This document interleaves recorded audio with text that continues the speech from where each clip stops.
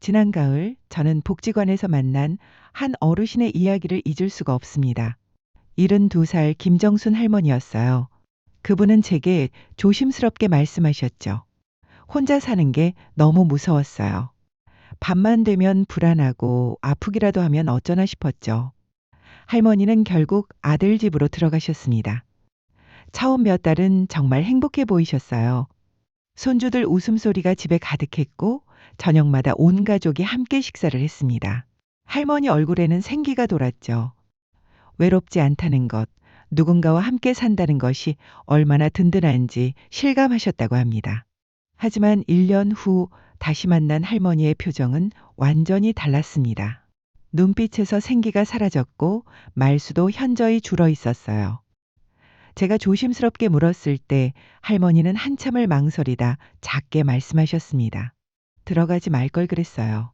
그 한마디 속에는 설명할 수 없는 후회와 허탈함이 담겨 있었습니다.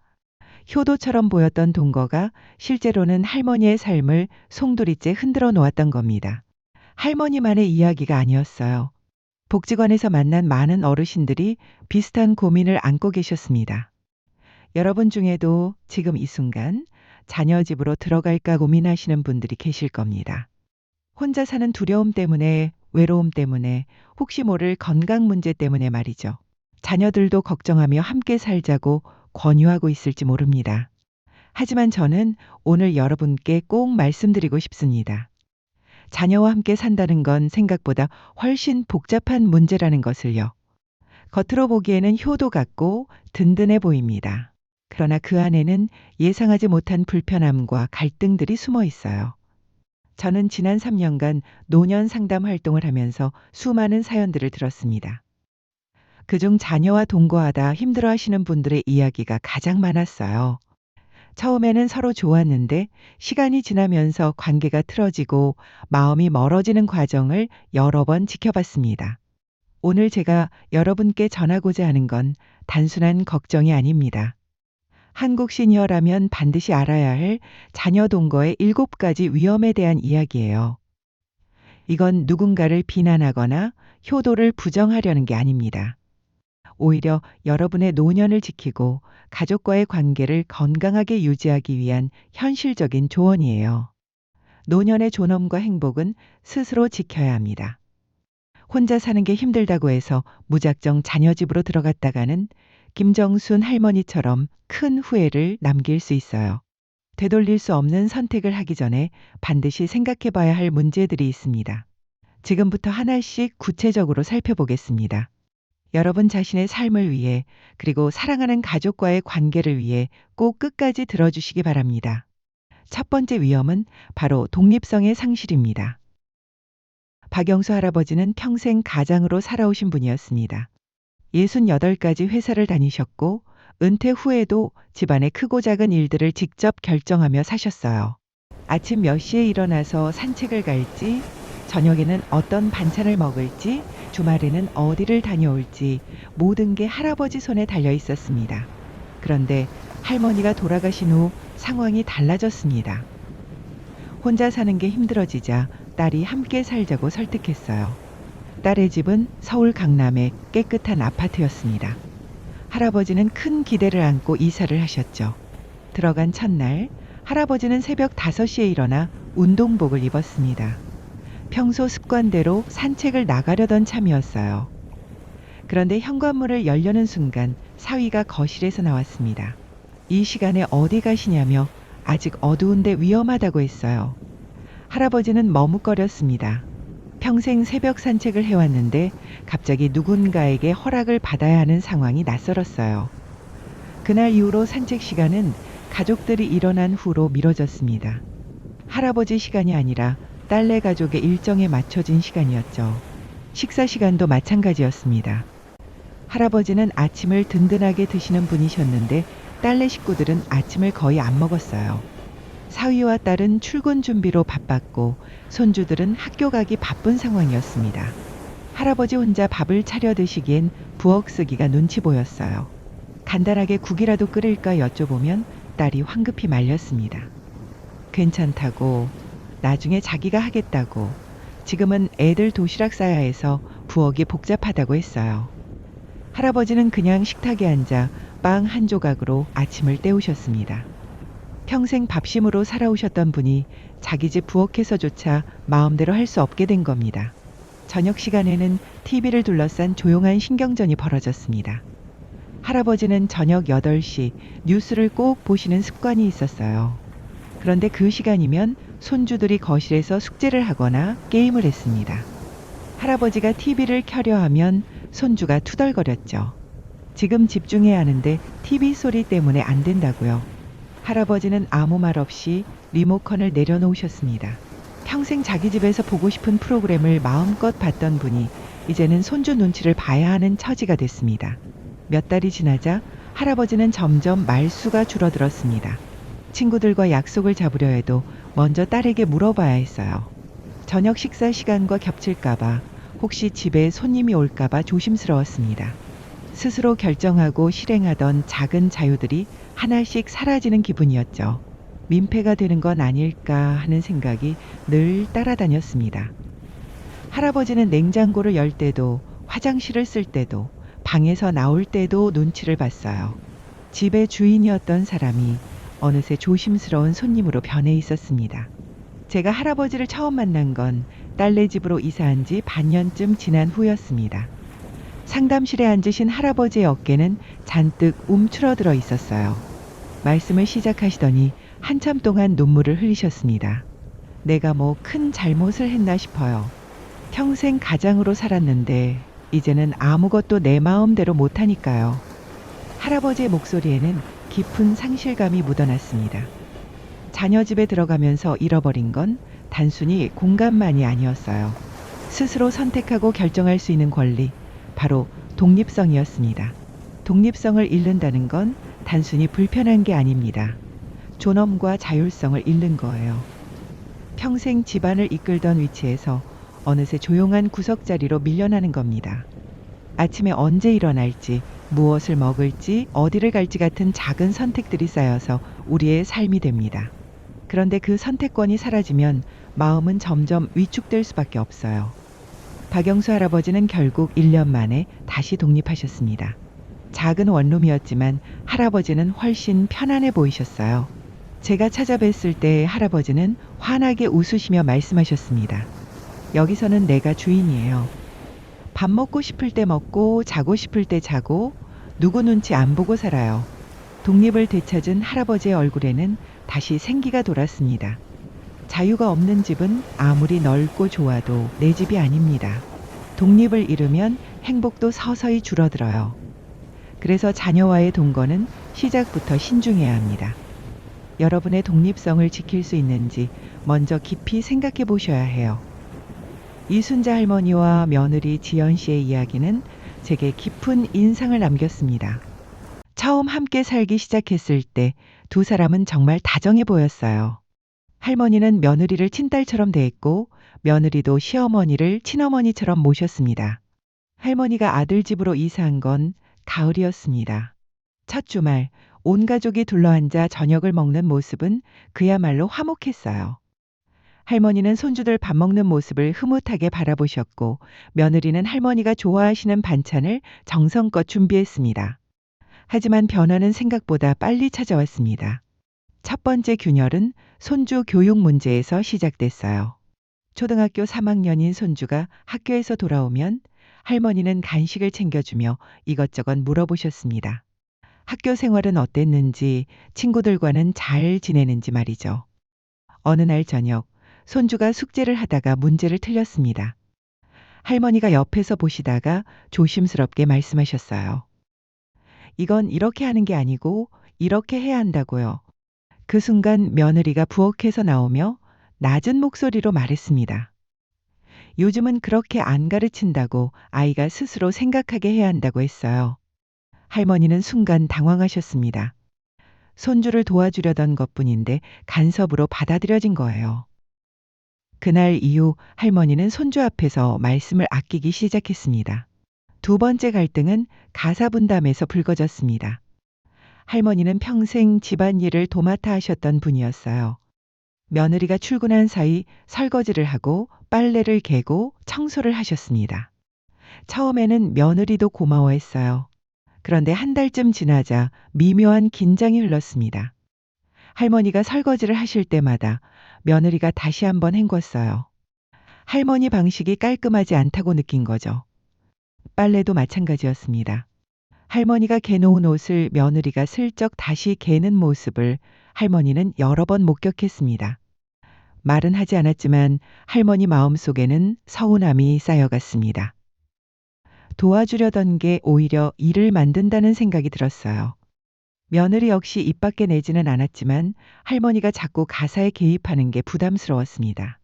생활 소음 문제도 있었습니다.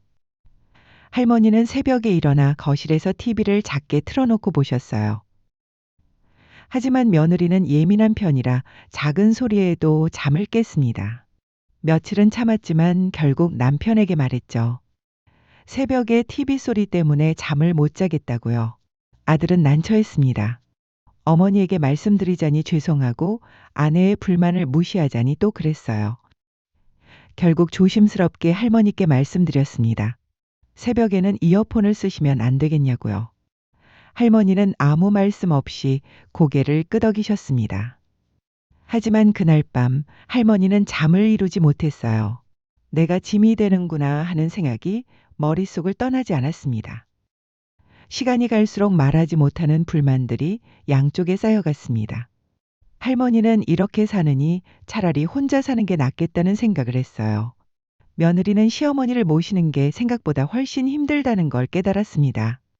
아들은 그 사이에서 눈치만 보며 지냈죠. 저녁 식사 시간이 가장 고통스러웠습니다. 예전처럼 웃음소리가 가득하던 식탁은 점점 조용해졌어요. 할머니는 밥을 빨리 먹고 방으로 들어가셨고 며느리는 설거지를 하며 한숨을 쉬었습니다. 제가 이순자 할머니를 만난 건 함께 산 지 8개월쯤 됐을 때였습니다. 할머니는 상담실 문을 닫자마자 눈물부터 쏟으셨어요. 며느리한테 미안하고 나 자신한테도 화가 나요. 가까워지려고 들어갔는데 오히려 서먹해졌어요. 할머니의 목소리는 떨리고 있었습니다. 며느리도 힘들기는 마찬가지였어요. 나중에 며느리를 따로 만났을 때 그녀도 죄책감에 시달리고 있었습니다. 처음엔 정말 잘해드리고 싶었는데 함께 살다 보니 작은 것 하나하나가 다 신경 쓰인다고 했어요. 어머니도 눈치 보시고 자기도 스트레스 받고 이러려고 모신 게 아닌데 하는 말씀이었습니다. 두 사람 모두 서로를 미워하지 않았습니다. 오히려 서로에게 미안해했어요. 하지만 그 미안함과 죄책감이 대화를 가로막았습니다. 말을 하면 상처를 줄 것 같아서 둘 다 침묵을 택했죠. 이게 바로 자녀와의 동거에서 가장 무너지기 쉬운 지점입니다. 부모는 짐이 되는 건 아닐까 하는 죄책감을 느끼고 자녀는 부모를 모시는 게 생각보다 부담스럽다는 압박을 받습니다. 말하지 못한 불만들이 쌓이면 관계는 더 멀어져요. 가까워지자고 시작한 동거가 오히려 사이를 갈라놓는 겁니다. 부모는 마음속으로 더 큰 외로움을 느끼고 자녀는 책임감 때문에 짜증이 늘어납니다. 작은 갈등들이 반복되면 그토록 소중했던 가족에는 점점 약해질 수밖에 없어요. 이순자 할머니는 결국 1년 만에 다시 독립하셨습니다. 며느리와 할머니는 그 뒤로 한 달에 2번씩 만나 차를 마시며 이야기를 나눕니다. 떨어져 살면서 오히려 관계가 회복됐어요. 며느리는 제게 이렇게 말했습니다. 따로 살면서 더 자주 연락하고 더 친해진 것 같아요. 함께 살 때는 작은 것에 예민했는데 지금은 어머니가 그냥 좋아요. 감정적 갈등은 피할 수 없습니다. 하지만 그 갈등이 관계를 망가뜨리기 전에 적절한 거리를 유지하는 것도 사랑의 한 방법입니다. 최병호 할아버지는 평생 책 읽기를 좋아하신 분이었습니다. 은퇴 후에는 매일 오후 2시간씩 서재에 앉아 책을 읽으셨어요. 조용한 공간에서 차 한 잔과 함께 책장을 넘기는 시간이 할아버지에게는 하루 중 가장 소중한 시간이었습니다. 할아버지가 아들 집으로 이사한 건 할머니가 돌아가신 지 반년 후였습니다. 35평 아파트에는 방이 3개 있었어요. 안방은 아들 부부가, 작은 방 하나는 손주 남매가, 나머지 방 하나를 할아버지가 쓰게 됐습니다. 처음에 할아버지는 자기 방이 있다는 게 감사했습니다. 침대와 책상, 작은 책장까지 갖춰진 방이었어요. 이사한 첫날 저녁, 할아버지는 짐을 정리하며 생각했습니다. 여기서 예전처럼 조용히 책이나 읽으며 지내면 되겠구나. 하지만 현실은 달랐습니다. 벽이 얇아서 옆방 소리가 다 들렸어요. 손주들이 장난치는 소리, 며느리가 전화하는 소리, 아들이 TV 보는 소리까지 모두 할아버지 방으로 흘러들어왔습니다. 조용히 책을 읽으려 해도 집중이 안 됐어요. 거실은 더 어려웠습니다. 할아버지가 거실 소파에 앉아 있으면 손주들이 와서 숙제를 하거나 게임을 했어요. 며느리는 거실에서 빨래를 개고 아들은 소파에서 휴대폰을 봤습니다. 온 가족이 함께 쓰는 공간이다 보니 할아버지 혼자만의 시간을 갖기가 힘들었습니다. 주방도 마찬가지였습니다. 할아버지는 가끔 밤에 출출할 때 라면을 끓여 드시곤 했어요. 하지만 자녀 집에서는 그게 쉽지 않았습니다.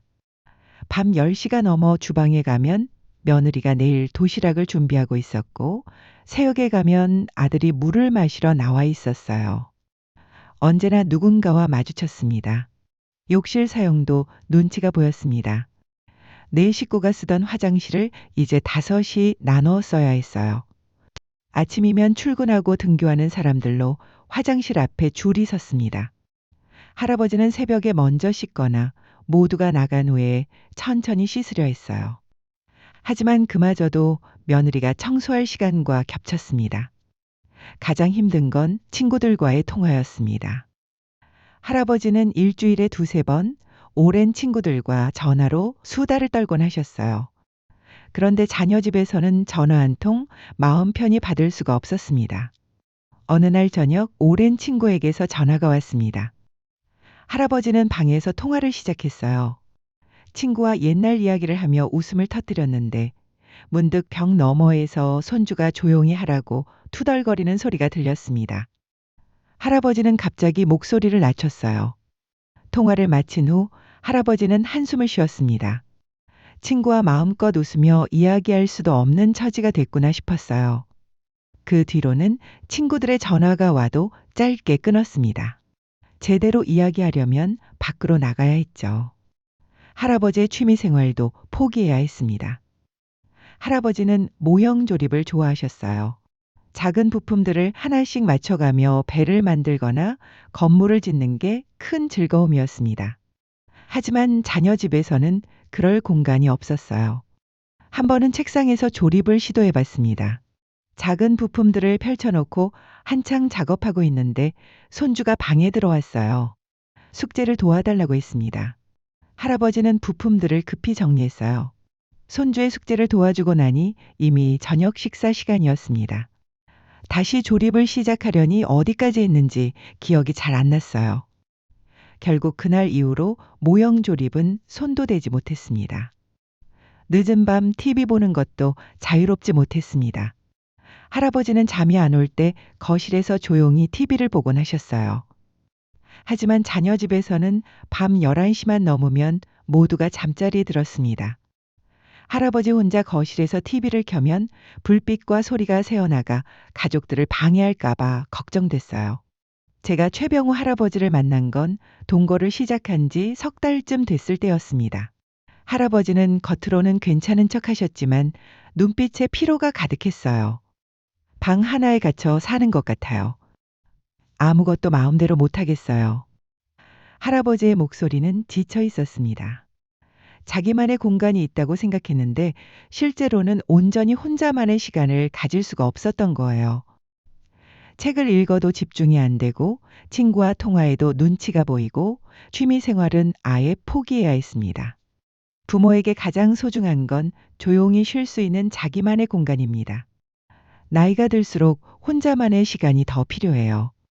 생각을 정리하고 책을 읽고 조용히 음악을 듣거나 그저 멍하니 있을 수 있는 시간 말이죠. 하지만 자녀 집에서는 온전히 나만의 공간을 갖기 어렵습니다. 거실, 주방, 욕실은 모두 함께 쓰는 공간이에요. 방 하나가 있다 해도 그 안에서조차 자유롭지 못합니다. 벽 너머 소리가 들리고 언제든 누군가 문을 두드릴 수 있으니까요. 사생활이 줄어들수록 마음의 여유도 사라집니다. 항상 누군가의 시선과 소리 속에서 살아야 하니 긴장이 풀리지 않아요. 편히 쉬어야 할 집이 오히려 더 피곤한 곳이 됩니다. 최병호 할아버지는 결국 작은 오피스텔로 다시 나오셨습니다. 10평 남짓한 공간이었지만 할아버지는 훨씬 만족스러워 보이셨어요. 제가 나중에 찾아뵀을 때 할아버지는 소파에 앉아 여유롭게 책을 읽고 계셨습니다. 여기는 정말 제 공간이에요. 아무 눈치 안 보고 하고 싶은 거 다 하면서 살아요. 자유가 없는 집은 아무리 넓고 좋아도 내 집이 아닙니다. 사생활이 보장되지 않으면 그곳은 그저 머무는 공간일 뿐이에요. 노년의 삶을 크게 위축시키는 게 바로 이 사생활 부족입니다. 자녀와 함께 살기 전에 과연 내가 나만의 시간과 공간을 가질 수 있을지 반드시 고민해 봐야 합니다. 김영희 할머니는 평생 알뜰하게 살아오신 분이었습니다. 남편이 일찍 돌아가신 후 혼자 식당 일을 하며 두 아들을 키우셨어요. 은퇴하실 때는 작은 전셋집 하나와 월 70만 원 나오는 기초연금이 전부였습니다. 하지만 할머니는 그걸로도 충분히 살 수 있다고 생각하셨어요. 그런데 작은 아들이 결혼을 하고 아이가 태어나면서 상황이 달라졌습니다. 아들 내외는 맞벌이를 했지만 생활비가 빠듯했어요. 손주 육아 때문에 할머니를 모시고 싶어 했습니다. 할머니도 혼자 사는 게 외로웠기에 아들의 제안을 받아들였죠. 아들은 같이 살면 어머니도 외롭지 않고 자기들도 든든하다고 했습니다. 할머니는 전세금을 정리해 아들에게 맡겼습니다. 2천만 원이었어요. 아들은 그 돈을 생활비 보태는 데 쓰겠다고 했습니다. 할머니는 기초연금만으로도 자기 용돈은 충분하다고 생각했어요. 처음 몇 달은 괜찮았습니다. 할머니는 손주를 돌보며 행복해 하셨고 생활비는 아들 내외가 알아서 댔습니다. 그런데 어느 날부터 며느리의 표정이 어두워지기 시작했어요. 할머니가 함께 살면서 생활비가 늘어난 겁니다. 식비가 가장 먼저 올랐어요. 네 식구가 먹던 밥상이 5식구로 늘어나니 장을 더 자주 봐야 했습니다. 할머니는 이가 약해서 부드러운 반찬을 따로 해달라고 하셨고 소화가 잘 되는 과일도 자주 드셔야 했어요. 전기세와 수도세도 올랐습니다. 할머니는 추위를 많이 타셔서 겨울에 온도를 계속 켜놓으셨어요. 여름에는 더위를 못 견뎌 에어컨을 자주 사용했습니다. 세탁물도 늘고 화장실 사용도 잦아지니 수도세가 눈에 띄게 올랐죠. 더 큰 문제는 예상치 못한 지출이었습니다. 할머니가 건강검진을 받으러 갔다가 당뇨와 고혈압 진단을 받으셨어요. 매달 약값이 나가기 시작했습니다. 병원비는 할머니가 기초연금으로 내셨지만 건강품이나 영양제는 며느리가 사다 드렸어요. 집안 가전도 문제였습니다. 할머니가 오시고 석 달쯤 지나 세탁기가 고장났어요. 오래 쓴 제품이라 수리비가 새로 사는 것만큼 나왔습니다. 아들은 어쩔 수 없이 새 세탁기를 샀어요. 60만 원이 나갔습니다. 그 다음 달에는 냉장고 용량이 부족해 작은 김치 냉장고를 하나 더 들여야 했습니다. 5식구가 살다 보니 기존 냉장고로는 모자랐어요. 또 40만 원이 나갔습니다. 할머니는 이런 상황이 마음에 걸렸습니다. 자기 때문에 돈이 많이 든다는 걸 느끼셨어요. 그래서 어느 날 며느리에게 조심스럽게 말씀하셨습니다. 생활비로 쓰라고 매달 30만 원씩 주겠다고요? 며느리는 손사래를 쳤지만 할머니는 기어이 돈을 내셨습니다. 기초연금 70만 원 중에서 30만 원을 생활비로 내고 나니 할머니 손에 남는 건 40만 원 뿐이었어요. 거기서 병원비와 약값을 내고 나면 용돈은 거의 남지 않았습니다. 처음에는 한 달에 30만 원이었습니다. 그런데 시간이 갈수록 금액이 늘어났어요. 손주 학원비가 오르자 할머니가 10만 원을 더 보태셨습니다. 명절 때는 차례상 비용으로 50만 원을 내셨어요. 어느새 생활비 명목으로 나가는 돈이 한 달에 50만 원을 넘었습니다. 할머니는 아들에게 맡긴 2천만 원을 조금씩 찾아 쓰기 시작했습니다. 처음에는 100만 원씩, 나중에는 200만 원씩 찾았어요. 급한 생활비를 보태고 손주 생일 선물도 사고 아들 내외 옷도 사드리고 싶었습니다. 2년이 지나자 2천만 원은 거의 바닥났습니다. 할머니는 그제야 깨달았어요. 자녀 집에 살면서 경제적으로 더 힘들어졌다는 걸요. 혼자 살 때는 월 70만 원으로도 충분했는데 함께 살면서 돈이 물 새듯 나갔습니다. 더 큰 문제는 자존감이었습니다. 할머니는 스스로 짐이 된 것 같았어요. 돈을 내도 눈치가 보이고 안 내도 미안했습니다. 어느 쪽을 선택해도 마음이 편치 않았죠. 며느리도 힘들었습니다. 할머니가 생활비를 내시는데도 실제 지출은 그보다 훨씬 많았어요. 게다가 할머니께 돈 이야기를 꺼내기도 어려웠습니다. 그러다 보니 속으로 불만이 쌓였죠. 형제 간에도 갈등이 생겼습니다. 큰아들이 추석 때 내려왔다가 동생에게 말했어요. 어머니가 동생네 집에서 생활비까지 내고 산다며 그럼 자기도 얼마 들여야 하는 거 아니냐고 했습니다. 작은 아들은 당황했습니다. 형은 어머니 안 모시면서 무슨 소리냐고, 자기는 손주까지 돌봐드리는데 왜 그러냐고 했어요. 두 형제는 그날 크게 다퉜습니다. 돈 문제가 얽히면서 형제 간 신뢰까지 흔들렸어요. 나중에는 어머니 재산을 누가 얼마나 썼는지, 상속은 어떻게 할 건지까지 이야기가 번졌습니다. 제가 김영희 할머니를 만난 건 동거 2년 반쯤 됐을 때였습니다. 할머니는 지친 표정으로 앉아 계셨어요. 돈이 이렇게 빨리 없어질 줄 몰랐어요. 이러다 아무것도 안 남겠어요. 할머니의 목소리에는 불안이 묻어났습니다. 경제적 독립을 잃으니 자존감도 무너졌고 형제들 사이도 나빠졌습니다. 혼자 살 때는 비록 작은 돈이었지만 온전히 자기 것이었어요. 그런데 함께 살면서 돈의 주인이 누구인지 애매해졌습니다. 자녀 집에 살면 돈이 덜 들 거라 생각하기 쉽습니다. 하지만 실제로는 생활비, 의료비, 가전 교체비 등 예상치 못한 지출이 계속 생깁니다. 부모는 보탬이 되고 싶어 자꾸 돈을 내게 되고 처음에는 잠깐이지만 점점 습관처럼 커지죠. 결국 연금과 저축이 빠르게 줄어듭니다. 경제적 독립을 잃으면 부모의 자존감도 무너져요. 돈 문제는 가족 간 신뢰까지 흔들고 형제나 상속 문제로까지 번지는 경우가 많습니다. 경제적 부담은 부모와 자녀 모두를 힘들게 만듭니다. 돈 문제가 얽히면 동거는 금세 불편해져요. 함께 살기 전에 경제적으로 어떻게 나눌 것인지 반드시 분명히 해둬야 합니다. 그렇지 않으면 가족 모두가 상처받게 됩니다. 정미자 할머니는 서울 은평구에서 30년을 사셨습니다. 그 동네는 할머니에게 단순한 거주지가 아니었어요. 살아온 세월만큼 쌓인 관계와 추억이 있는 곳이었습니다. 할머니는 매일 아침 8시면 동네 공원으로 산책을 나가셨어요. 거기서 만나는 친구들이 5명 있었습니다. 모두 비슷한 나이의 할머니들이었죠. 함께 걸으며 이런저런 이야기를 나누는 게 하루의 시작이었습니다. 오전에는 복지관에 들렀습니다. 화요일과 목요일에는 노래교실이 있었고 수요일에는 건강체조 시간이었어요. 거기서 만난 사람들과 점심을 함께 먹고 커피를 마시며 수다를 떨었습니다. 복지관 선생님들도 할머니를 잘 알았어요. 동네 병원도 단골이었습니다. 20년을 다닌 내과 의원이 있었어요.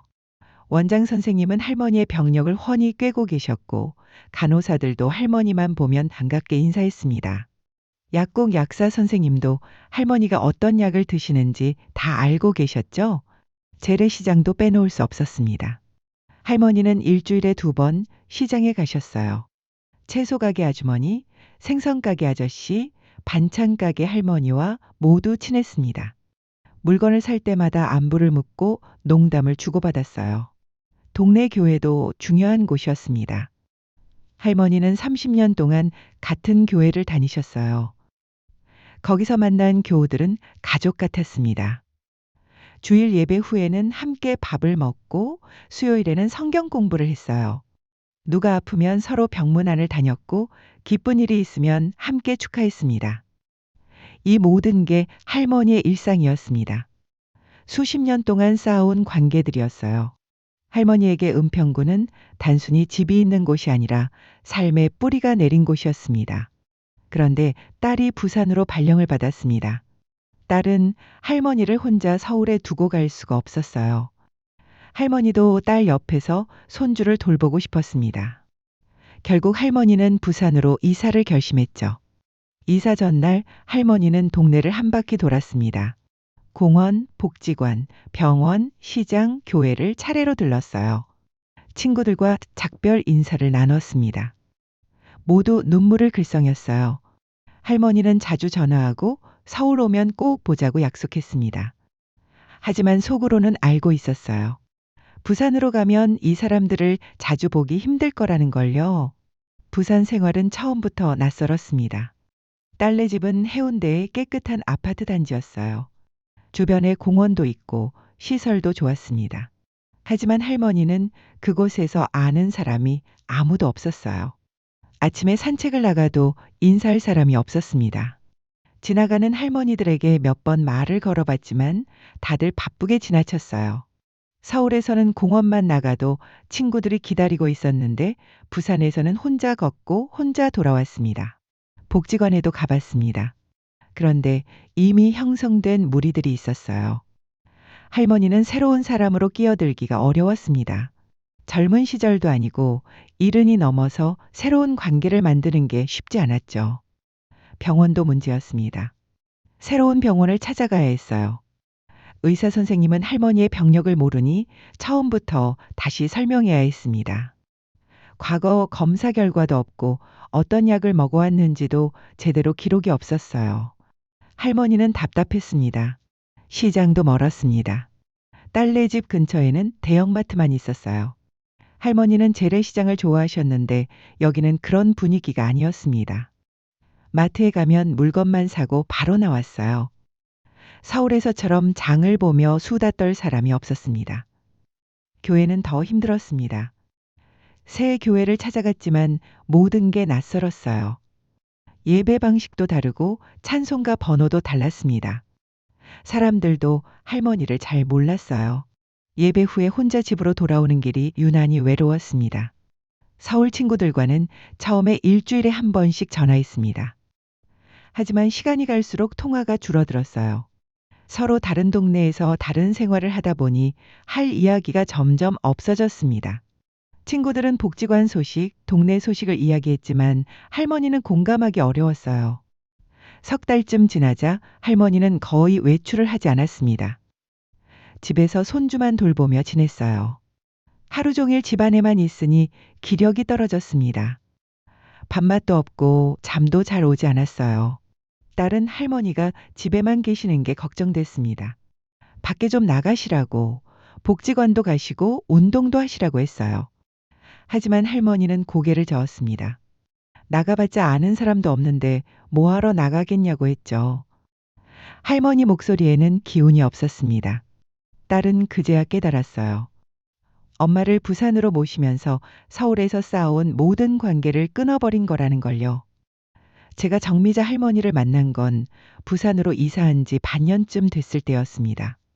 딸이 먼저 상담을 요청했어요. 할머니는 하루가 다르게 기운이 없어지고 우울해 보인다고 했습니다. 할머니와 이야기를 나눴을 때 가장 많이 하신 말씀이 이거였습니다. 서울 가고 싶어요. 내 친구들, 내 동네가 그리워요. 할머니는 손주를 돌보고 딸과 함께 살지만 마음은 텅 빈 것 같다고 하셨어요. 가족과 함께 있어도 외로웠습니다. 수십 년 쌓아온 관계들이 한순간에 끊겼기 때문이었죠.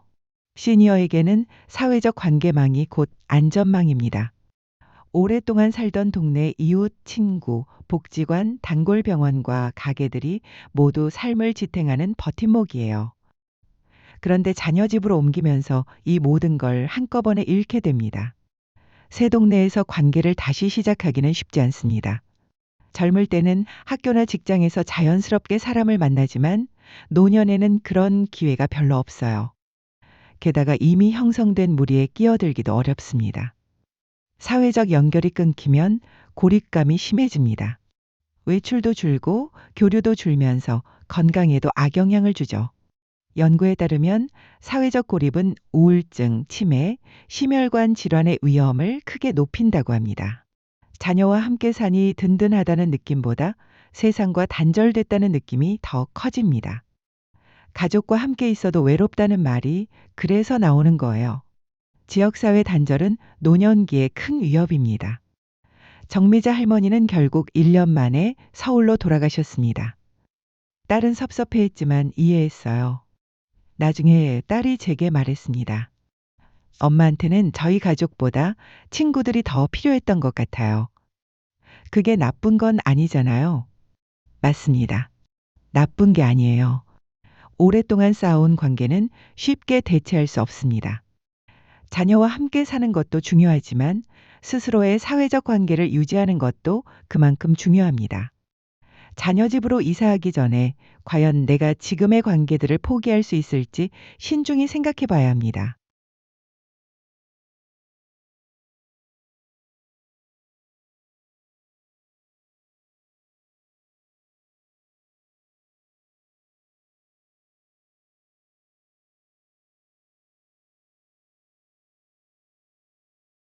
안순옥 할머니는 71살에 딸네 집으로 들어가셨습니다. 딸 내외가 맞벌이를 하는데 어린이집에 다니는 5살 손녀를 돌볼 사람이 필요했어요. 할머니는 손녀를 돌보며 편안히 지낼 수 있을 거라 생각했습니다. 처음 한 달은 정말 행복했습니다. 소녀가 어린이집에서 돌아오면 할머니는 간식을 준비해 기다렸어요. 함께 블록을 쌓고 그림책을 읽고 산책을 나갔습니다. 소녀의 제잘거림이 집안을 가득 채웠죠. 딸 내외도 고마워했습니다. 어린이집 하원 시간에 맞춰 퇴근하지 않아도 됐고 저녁 준비도 할머니가 미리 해두셨어요. 주말에는 할머니 덕분에 부부만의 시간을 가질 수 있었습니다. 하지만 한 달이 지나면서 상황이 달라지기 시작했습니다. 딸이 조심스럽게 부탁했어요. 미안한데 저녁 준비 좀 해주실 수 있냐고 퇴근하고 바로 하려니 너무 힘들다고 했습니다. 할머니는 당연히 그러겠다고 했습니다. 딸을 돕는 게 나쁜 건 아니니까요. 그날부터 할머니는 오후 4시면 부엌에 서기 시작했어요. 새 식구 저녁을 준비하는 일이 생각보다 시간이 걸렸습니다. 2주일쯤 지나자 딸이 또 부탁했습니다. 낮에 시간 나시면 빨래 좀 돌려달라고 주말에 몰아서 하려니까 너무 많다고 했어요. 할머니는 또 그러겠다고 했습니다. 하지만 이제 할머니의 하루는 바빠지기 시작했어요. 오전에는 손녀 어린이집 준비를 돕고 낮에는 빨래와 청소를 하고 오후에는 하원한 손녀를 돌보고 저녁에는 식사 준비를 했습니다. 석 달쯤 지나자 할머니는 허리가 아프기 시작했습니다. 5살 손녀가 안아달라고 할 때마다 안아주느라 무리가 왔어요. 설거지를 오래 서서 하다 보니 무릎도 시큰거렸습니다. 예전에는 하루 한 끼만 준비하면 됐는데 이제는 3끼를 챙겨야 했죠. 더 힘든 건 손녀 교육 문제였습니다. 어느 날 저녁 손녀가 채소를 먹지 않으려 했어요. 할머니는 달래며 한 입만 먹으라고 했습니다. 그런데 딸이 그 모습을 보고 말했어요.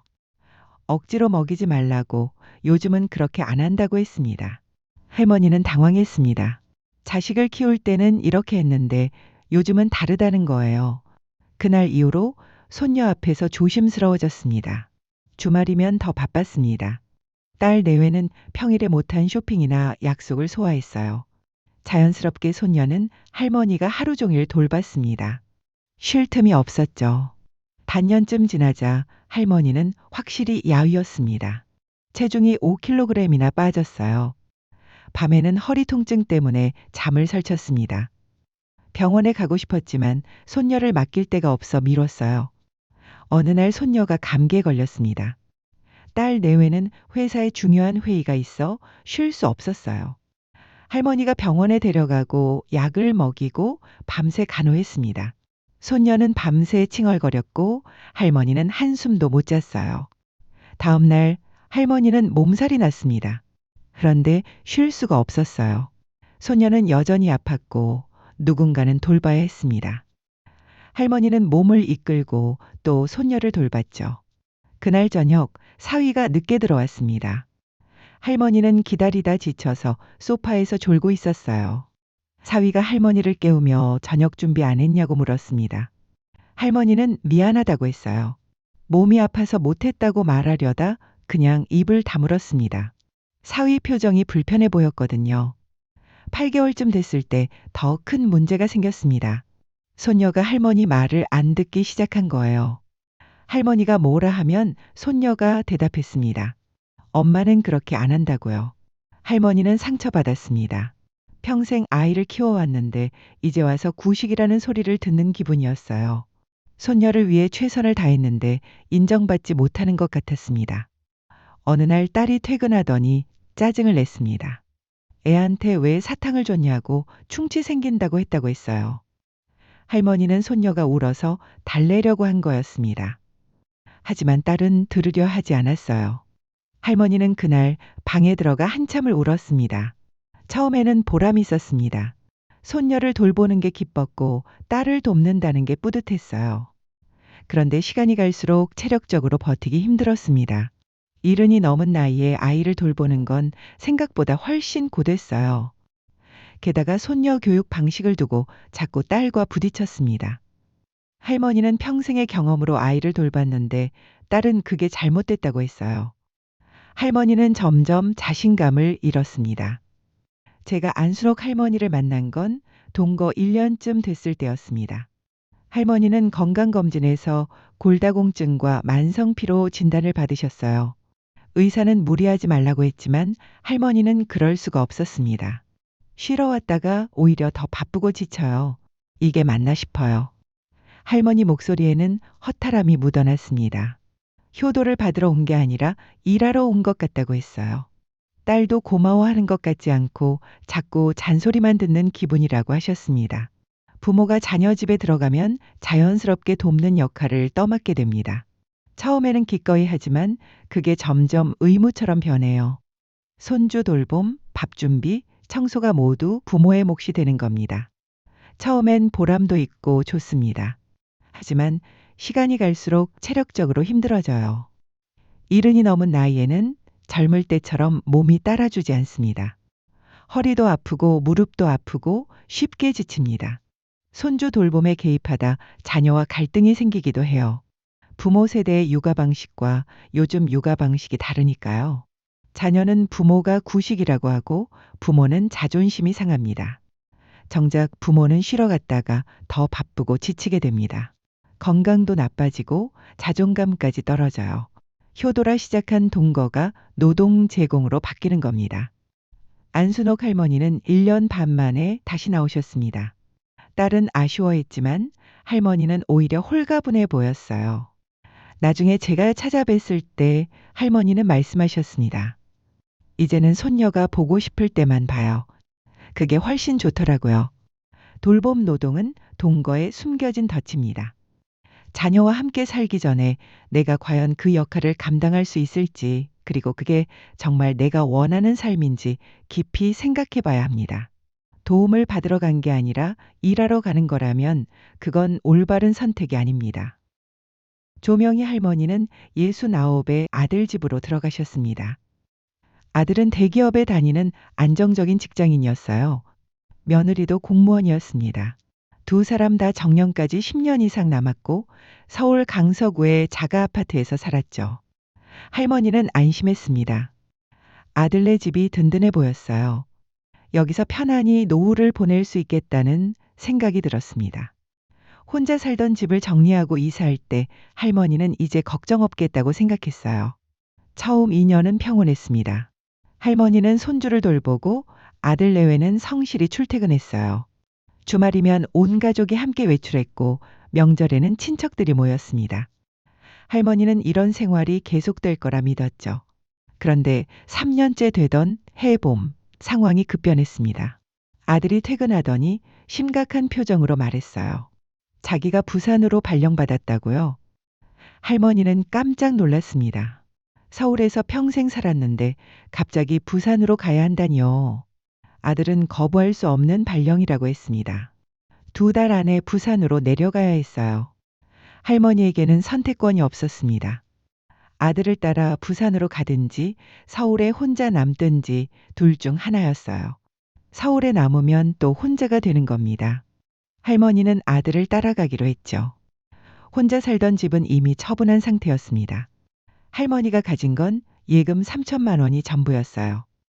그걸로 서울에서 새로 집을 구하기엔 부족했습니다. 결국 할머니는 아들과 함께 부산으로 내려갔어요. 부산 생활은 힘들었습니다. 할머니가 아는 사람이 아무도 없었어요. 서울에 있던 친구들, 복지관, 단골병원 모두 멀어졌습니다. 할머니는 낯선 도시에서 또다시 적응해야 했죠. 1년 반쯤 지나자 또 다른 문제가 생겼습니다. 며느리가 우울증 진단을 받은 거예요. 부산 생활이 힘들었던 건 며느리도 마찬가지였습니다.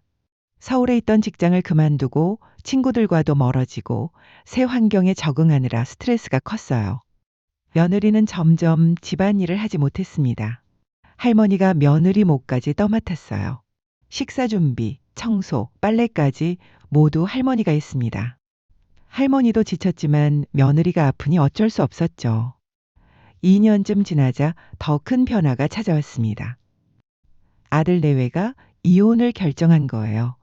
부산 생활의 스트레스, 며느리의 우울증, 경제적 부담이 겹치면서 관계가 나빠진 겁니다. 할머니는 충격을 받았습니다. 안정적이라고 믿었던 아들네 가정이 무너지는 걸 보면서 앞날이 막막했어요. 이혼 후 아들은 작은 투룸으로 이사했습니다. 할머니도 따라갔지만 공간이 너무 좁았습니다. 아들은 양육비와 위자료 부담 때문에 경제적으로 빠듯했습니다. 할머니가 가진 3천만 원도 부산에서의 생활비로 거의 다 썼어요. 이제 할머니와 아들 모두 여유가 없었습니다. 반년쯤 지나자 아들이 또 말했습니다. 자기가 해외 발령을 받았다고 싱가포르로 2년 가야 한다고 했어요. 할머니는 말문이 막혔습니다. 이번에는 해외였어요. 할머니가 따라갈 수도 없었고 그렇다고 혼자 한국에 남기도 어려웠습니다. 부산에는 아는 사람도 없고 서울로 돌아가자니 집도 없었어요. 결국 할머니는 큰아들에게 연락했습니다. 큰아들은 경기도에 살고 있었어요. 할머니가 사정을 이야기하자 큰아들이 받아주겠다고 했습니다. 하지만 할머니는 마음이 편치 않았습니다. 작은 아들 집에 사는 것도 큰아들한테 미안했는데 이제는 큰아들 집으로 가야 하니까요. 게다가 큰아들 며느리와는 그다지 친하지 않았어요. 제가 조명희 할머니를 만난 건 큰아들 집으로 이사하기 직전이었습니다. 할머니는 지쳐 보였어요. 지난 5년 동안 서울에서 부산으로, 부산에서 작은 투룸으로, 이제는 경기도로 옮겨야 하는 상황이었습니다. 내 삶이 내 것이 아닌 것 같아요. 아들 사정에 따라 이리저리 끌려다니니까요. 할머니 목소리에는 깊은 무력감이 묻어났습니다. 69의 안정을 찾으려고 아들 집으로 들어갔는데 오히려 더 불안정해진 거예요. 할머니의 삶은 온전히 아들의 상황에 종속돼 있었습니다. 자녀와의 동거는 겉으로 보기엔 안정적입니다. 하지만 실제로는 매우 불안정해요. 자녀가 직장을 옮기면 부모도 따라 이사해야 하고 자녀가 이혼하면 부모의 삶도 흔들립니다. 자녀가 해외로 가면 부모는 갈 곳이 없어져요. 부모의 삶이 자녀의 상황에 완전히 종속되는 겁니다. 노년에는 안정이 무엇보다 중요한데 이 기반이 무너지는 거예요. 예측할 수 없는 변화들이 부모를 계속 위협합니다. 손주가 커서 대학에 가거나 멀리 취직하면 부모는 외톨이가 됩니다. 처음에는 손주 때문에 함께 살았는데 손주가 떠나면 남는 건 불편한 관계뿐이에요. 자녀의 경제 사정이 나빠지면 부모도 영향을 받습니다. 실직하거나 사업이 망하면 부모까지 함께 어려워져요. 자녀가 재혼하면 또 다른 갈등이 생길 수 있고 건강이 나빠지면 부모가 오히려 자녀를 돌봐야 할 수도 있습니다. 노년기에는 익숙한 환경과 안정적인 관계가 필수입니다. 그런데 자녀와 함께 살면 그 안정을 보장받을 수 없어요. 언제든 상황이 바뀔 수 있고 부모는 그 변화에 속수무책으로 휘말립니다. 조명희 할머니는 큰아들 집에서 1년을 지내다가 결국 독립을 결심하셨습니다. 정부의 공공임대주택에 신청해서 작은 집을 얻으셨어요. 비록 좁았지만 할머니만의 공간이었습니다. 나중에 제가 찾아뵀을 때 할머니는 훨씬 편안해 보이셨어요. 이제는 누구 눈치도 안 보고 어디 따라다니지도 않아요. 여기가 제일 좋아요. 할머니는 5년 동안 끌려다니며 깨달았다고 하셨습니다. 자녀에게 기대는 건 결코 안정이 아니라는 걸요. 진짜 안정은 스스로 터전을 지키는 데서 나온다는 걸 배웠다고 했어요. 자녀와 함께 살 때는 항상 최악의 상황까지 고려해야 합니다. 발령, 이혼, 실직, 이민, 재혼, 건강 문제 등 예상치 못한 일들이 언제든 생길 수 있어요. 그때 부모는 어떻게 할 건지 미리 생각해 둬야 합니다. 준비 없이 동거하면 하루아침에 삶의 터전을 잃을 수 있습니다. 부모 스스로 삶을 선택할 권리를 지켜야 해요. 자녀의 인생에 내 인생을 맡기는 건 위험합니다. 노년의 안정은 스스로 만들어가는 것이지 누군가에게 의지해서 얻는 게 아닙니다. 여기까지 7가지 위험에 대해 말씀드렸습니다. 독립성의 상실, 감정적 갈등, 사생활 부족, 재정 부담, 지역사회 단절, 돌봄 노동 전가, 그리고 예측 불가능한 상황까지. 이 모든 이야기는 실제로 제가 만난 어르신들의 경험입니다. 저는 지난 3년 동안 100명이 넘는 어르신들을 만났습니다. 그중 절반 이상이 자녀와 함께 살다가 힘들어서 다시 나온 분들이었어요. 처음에는 모두 좋은 마음으로 시작했습니다. 하지만 준비 없이 들어간 동거는 대부분 불행으로 끝났죠. 어르신들이 제게 가장 많이 하신 말씀이 있습니다. 미리 알았더라면 들어가지 않았을 텐데 하는 말씀이었어요. 그래서 저는 오늘 여러분께 이 이야기를 들려드리는 겁니다. 같은 실수를 반복하지 않으셨으면 하는 마음에서요. 자녀와 함께 사는 건 효도가 아니라 선택입니다. 무조건 좋은 것도 나쁜 것도 아니에요. 다만 신중하게 결정해야 할 문제입니다. 준비 없이 들어가면 존엄과 행복을 잃을 수 있어요. 이순자 할머니를 기억하시나요? 며느리와 사소한 갈등이 쌓여서 관계가 멀어진 분이었습니다. 할머니는 지금 따로 살면서 한 달에 2번 며느리를 만나요. 함께 차를 마시고 수다를 떨고 웃으며 헤어집니다. 떨어져 살면서 오히려 관계가 좋아진 거죠. 박영수 할아버지는 어떠셨나요? 독립성을 잃고 눈치만 보며 사시다가 작은 원룸으로 나오셨습니다. 지금은 매일 아침 산책을 나가시고 친구들과 자유롭게 만나십니다. 할아버지는 제게 말씀하셨어요. 혼자 사는 게 외롭긴 한데 자유로워서 더 낫다고요. 최병호 할아버지도 10평짜리 오피스텔에서 책을 읽으며 편안히 지내십니다. 김영희 할머니는 기초연금으로 알뜰하게 살고 계세요. 정미자 할머니는 서울로 돌아가 친구들과 매일 만나십니다. 안순옥 할머니는 손녀를 보고 싶을 때만 만나서 더 행복하다고 하세요. 이분들의 공통점이 뭔지 아십니까? 적당한 거리를 유지한다는 겁니다. 자녀와 멀리 떨어진 게 아니에요. 가까운 곳에서 자주 오가며 지내지만 각자의 공간은 지킵니다. 이게 바로 제가 여러분께 말씀드리고 싶은 대안입니다. 적당한 거리의 독립이에요. 근처에서 따로 사는 방법이 있습니다. 같은 동네에, 심지어 같은 아파트 단지에 살 수도 있어요. 걸어서 10분 거리면 충분합니다. 자녀는 자주 들러 안부를 확인하고 부모는 필요할 때 도움을 받습니다. 하지만 각자의 생활은 지켜요. 한 어르신은 아들네 집 바로 위층에 삽니다. 엘리베이터로 2층만 올라가면 되죠. 손주가 보고 싶으면 내려가고 저녁 식사는 함께 하기도 합니다. 하지만 잠은 각자 집에서 자요. 이분은 제게 말씀하셨습니다. 가까우니까 든든하고 따로 사니까 편하다고 딱 좋다고 했어요. 소규모 임대주택을 활용하는 방법도 있습니다. 정부에서 운영하는 공공임대주택, 행복주택, 매입임대주택 등이 있어요. 저렴한 비용으로 안정적으로 살 수 있습니다. 조명희 할머니가 선택한 방법이죠. 실버타운이나 노인복지주택도 고려해 볼 만합니다. 요즘은 중산층도 이용할 수 있는 시설들이 많아요.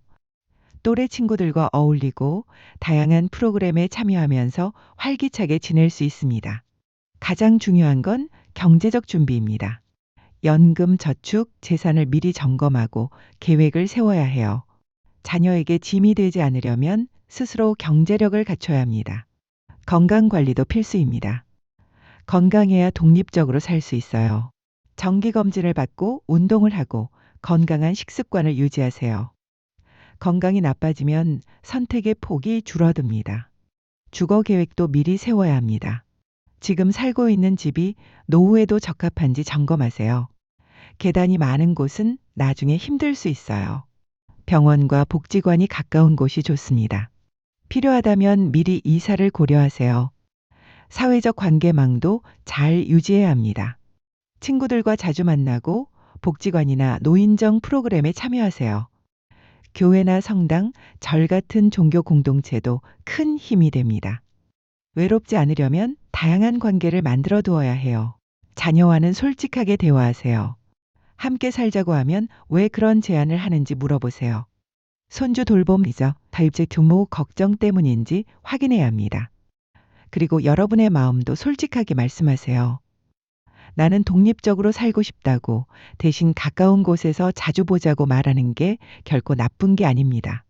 오히려 현명한 선택이에요. 자녀도 처음에는 섭섭해할 수 있지만 나중에는 이해할 겁니다. 가족 모두가 불편해지고 갈등만 쌓이는 것보다 적당한 거리를 유지하며 좋은 관계를 이어가는 게 훨씬 낫습니다. 함께 살다가 사이가 나빠지면 회복하기 어려워요. 하지만 따로 살면서 자주 만나면 항상 반갑고 좋습니다. 부모가 행복해야 가족도 행복합니다. 여러분이 눈치 보며 살고 스트레스 받고 건강이 나빠지면 자녀도 괴롭습니다. 반대로 여러분이 독립적으로 건강하게 살면 자녀도 안심해요. 노년의 평화는 스스로 공간을 지키는 데서 시작됩니다. 자기만의 공간, 자기만의 시간, 자기만의 선택권을 지켜야 해요. 그게 존엄을 지키는 방법입니다. 혼자 사는 게 외롭고 두렵다는 걸 압니다. 저도 여러 어르신들을 만나며 그 마음을 충분히 이해했어요. 하지만 외로움은 함께 산다고 해결되지 않습니다. 오히려 가족과 함께 있으면서도 더 외로울 수 있어요. 진짜 외로움을 해결하는 방법은 풍성한 관계를 만드는 겁니다. 친구들과 자주 만나고 취미 활동을 하고 봉사 활동에 참여하고 새로운 사람들과 교류하세요. 가족만 바라보지 말고 더 넓은 세상으로 나가세요.